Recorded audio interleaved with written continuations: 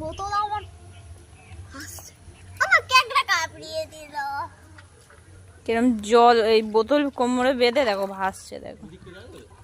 আর এখানে মাছ ধরা হচ্ছে, করেছে আরো করবে রান্না, ওই জন্য মাছ ধরছে। মাছের ঝোল সজনের ডাঁটা দিয়ে আজকে। আর আমাদের ওখানে গাছগুলো খেয়ে চলে গেছে ভেড়াই এসে।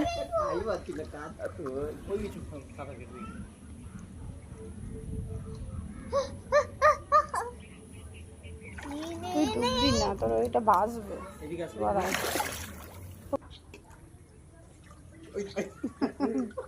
ভয় কিসে, গুলো তো ডাটা আর